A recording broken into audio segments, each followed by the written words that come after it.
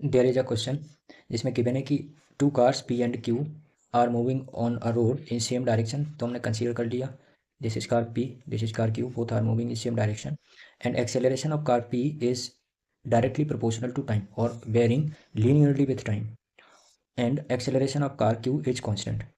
आगे क्वेश्चन में बोल रहा है कि both the cars cross each other at the time t equal to zero. तो इधर पे हमने क्रॉस ये मान लिया कि ये दोनों कार एक दूसरे को क्रॉस कर रहे हैं and this is the time t equal to zero.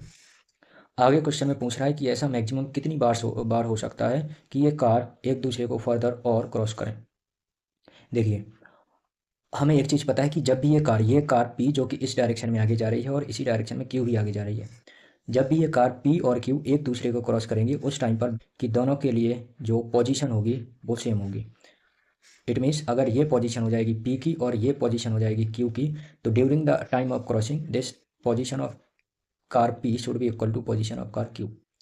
Acceleration के एक्सेलरेशन के बारे में इंफॉर्मेशन गिवन है उससे हम कार्स की इक्वेशन लिख सकते हैं पोजीशन के लिए। फॉर एग्जांपल, अगर एक्सेलरेशन टाइम के डायरेक्टली प्रोपोर्शनल है, इसका मतलब इसकी जो पोजीशन रही होगी वो कुछ इस तरीके से टाइम के लिए एक क्यूबिक इक्वेशन फॉर्म कर रही होगी, a t cube plus b t square plus c t plus D.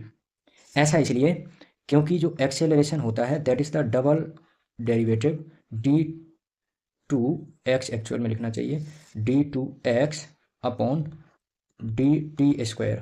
अब तो एक्सेलरेशन जो होता है that is the double derivative of position. इसका मतलब एक बार अगर डेरिवेटिव करेंगे तो velocity becomes proportional to t square and acceleration becomes proportional to t. Similarly अगर हम इसकी इक्वेशन लिखना चाहें एक्स क्यू की, तो क्योंकि इसका जो एक्सेलरेशन है that is independent of time, तो इसके लिए जो पोजीशन की इक्वेशन बनेगी that should be something e t square plus f t plus g. Now जैसा कि हमने बोला कि जब भी ये कार एक दूसरे को क्रॉस करेंगी तो इनकी पोजीशंस सेम होगी। इसका मतलब जो पोजीशन एक्स पी और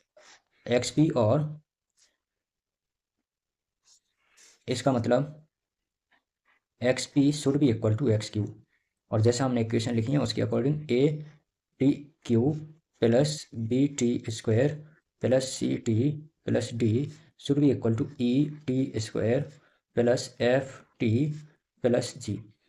इस इक्वेशन को थोड़ा और सॉल्व करेंगे तो हम लिख सकते हैं ए टी की power 3 plus b minus e t square plus c minus f t plus d minus g, जो कि एक कांस्टेंट बनेगा इक्वल टू जीरो।